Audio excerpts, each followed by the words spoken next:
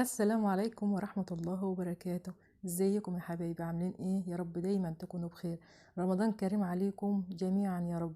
هنعمل مع بعض النهاردة الأكلة اللي دايما بتكون أساسية في شهر رمضان، اللي هي بط ومحشي ورق عنب وملوخية بطعم وريحة لا تقاوم. بس ما تنسوش اللايك السريع علشان الفيديو يوصل لأكتر عدد من الناس، والاشتراك في القناة علشان يوصلك دايما كل جديد من وصفاتنا. نبدأ على بركة الله ونقول اللهم صل وسلم وبارك عليك يا سيدي يا حبيبي يا رسول الله. وأول حاجة هبدأ بيها هنا هي خلطة الرز بتاعت البطة الحلوة بتاعتنا. نزلت كده في قلب الحلة بمعلقة من السمنة وبصلة مفروم ناعم مع قرن فلفل مفروم ناعم وقرن فلفل حامي، وهنزل عليهم بالقوانص والكبدة بتاعت البطة مع معلقة من الملح ومعلقة من الفلفل الأسود، وأقلبهم كده مع بعض. وبعدين هنزل عليهم بخضرة هتديها ريحة وطعم حلو قوي، وهنزل عليهم على طول بالرز كده. وبعدين هقلبهم مع بعض، هقلبهم كده شوية مع بعض. وبعدين اهم خطوة عندي دلوقتي ان انا مش هخلي الرز يستوي على الاخر، هخلي الرز بتاعنا بتاع الخلطة نص سوا بالظبط، يعني ما تزوديش عليه المية خالص. نيجي بقى للبطة بتاعتنا. في ناس كتير يا جماعة بتسيب الحتة دي الحتة دي في البطة مش حلوة خالص، يعني ما تسيبهاش ابدا. بالسكينة كده وهتطلعيها، هتحط ايدك هتلاقيها بالسكينة كده وهتتخلصي منهم تماما، لانهم فيهم حاجات كده مش كويسة خالص. وانا بشوف ناس بتبقى سايبة البطة ومش واخدة بالها من الحاجة دي. دلوقتي هنعمل تتبيلة حلوة قوي للبطة، هتخلي ريحتها مفحفحة كده وزي العسل. معايا كده قد معلقتين من البصل المفروم ناعم، عليهم معلقة من الفلفل الأسود ومعلقة من الملح. هدهن بيهم البطة بتاعتنا كده من جوه ومن بره كده كويس في قلب البطة كده، علشان تديني ريحة وطعم حلو قوي. دلوقتي الخلطة بتاعت الرز بتاعتنا خلاص يعني استوت نص سوا زي ما قلتلك. ودلوقتي هبدأ ان انا احشي بيها البطة بتاعتنا. انا بحب قوي ان انا احشي البطة كده واخليها تتسلق بالخلطة الرز الحلوة بتاعتنا دي. يعني لما احشي الخلطة دي واخليها تتسلق كده، يعني بتاخد من قلب البطة الحشوة كده، بتاخد من قلب البطة وبتبقى طعمها رهيب رهيب بجد. وبعدين دلوقتي هنيجي للتكتيفة بتاعتنا بتاعت البطة.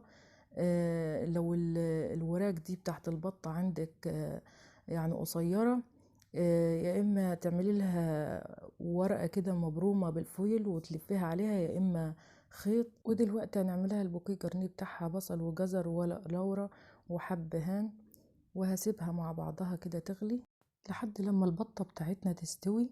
تعالوا كده بقى نعمل خلطة المحشي ورق العنب. معايا كده بصلتين كبار مفرومين ناعم، عليهم معلقة من الملح، معلقة من الكمون، معلقة من الفلفل الأسود، معلقة من الكزبرة الناشفة، ومعلقة من البابريكا، وكم ورقة كده نعناع ناشف افركهم عليهم، هتديها طعم حلو قوي للخلطة المحشي بتاعنا. وعصرة نص ليمونة كده هتدي المحشي بتاعنا مزازة حلوة قوي. واخلطهم مع بعض كده بالشكل ده كده. وبعدين هنزل عليهم دلوقتي بشوية من الزيت وهقلبهم مع بعض. وبعدين هنزل عليهم بتلات اربع طماطميات كده مفرومين مش معصورين اهو بالشكل ده، وهقلبهم مع بعض. هتبقى كأنها بالظبط خلطة كده متسبكة على النار، بس دي ني في ني بتدي المحشي ورق العنب بتاعنا طعم حلو قوي، مع نص معلقة توم كده والصلصة تدي المحشي بتاعنا لون حلو قوي. ودلوقتي هنزل عليهم بخضرة مشكلة، شبت وخضرة وبقدونس وهنقلبهم مع بعض. خلطة محشي ورق العنب او الكوسة او الفلفل، ما تعمليها ني في ني بيبقى طعمها حلو قوي. غير خالص محشي الكرنب، لما تعمليه بتبقى عاملة الخلطة بتاعته، يعني بتبقى مسبكة الخلطة بتاعته على النار، بيبقى ليها طعم تاني خالص. دلوقتي ضفنا الرز للخلطة وقلبناهم كويس جدا.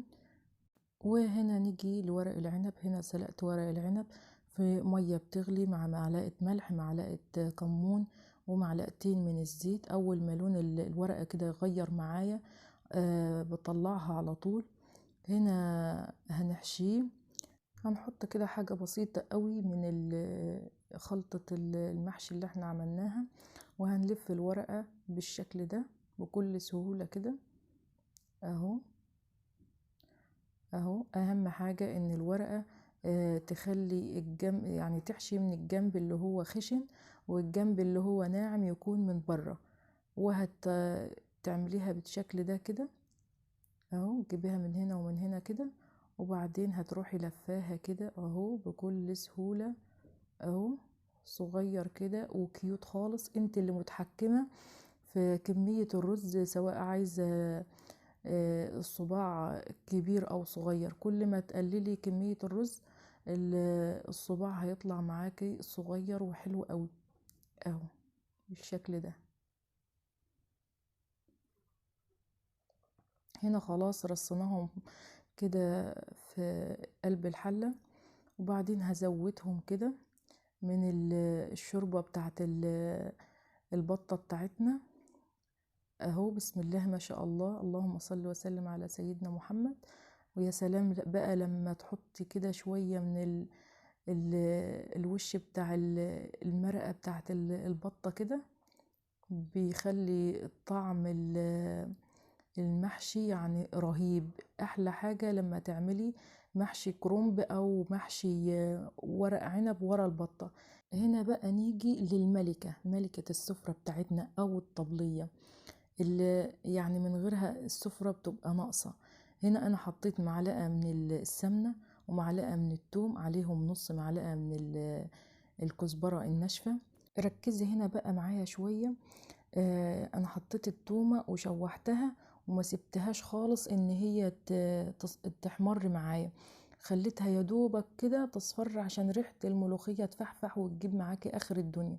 حشتها من على البوتاجاز، حشت التومة من على البوتاجاز، حطيتها على الرخامة لحد لما هديت معي خالص، ونزلت عليها بالملوخية وقلبتها، علشان ما ينفعش ان انت تحطي الملوخية عليها على طول وهي سخنة.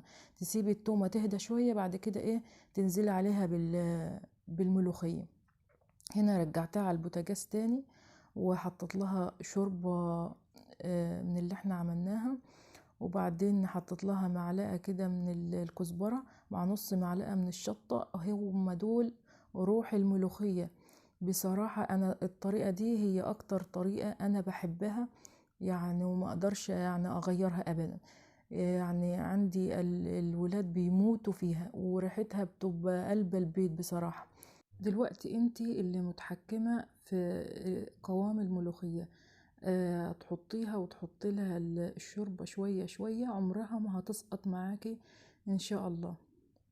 دلوقتي هنيجي للصلصة اللي هي هنحطها على البطة بتاعتنا.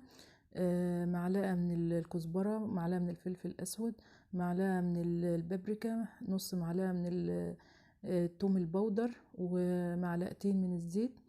دلوقتي بعد ما البطة بتاعتنا اتسلقت كده وبقت زي الفل زي ما انت شايفة كده، هحط عليها الصلصة. هغطيها كده بالصلصة تماما، ما اخليش اي حاجة كده تبان منها اهو. شكلها بصراحة تحفة. دلوقتي هحطها تحت الشواية تاخد لون حلو كده معانا، وبعدين نطلعها. وهنا بقى هنصب الملوخية بتاعتنا او الملوكية زي ما كان الملوك بيقولوا عنها زمان. لانهم هم بس اللي كانوا بياكلوا الملوخية، فكانوا مسمينها ملوخية. انا كنت هعمل لكم فيديو خاص بالملوخية بس يلا. وطلعنا البطة الحلوة بتاعتنا من الفرن. بسم الله ما شاء الله، شكلها يعني يفتح النفس، يعني اللهم اني صايم. وعلى فكرة الرز بتاعها من جوه مفلفل وحلو قوي، لان انا جربتها كتير، واتمنى انه انتوا تجربوها وان شاء الله تعجبكم. ويا رب يكون الفيديو عجبكم، واتمنى من المشتركين وغير المشتركين اللي بيتفرجوا عليا ان تدعموني بلايك علشان الفيديو يوصل لاكتر عدد من الناس. وما تنسوش تشتركوا في القناة، وهسيبكم في رعاية الله، والسلام عليكم ورحمة الله وبركاته.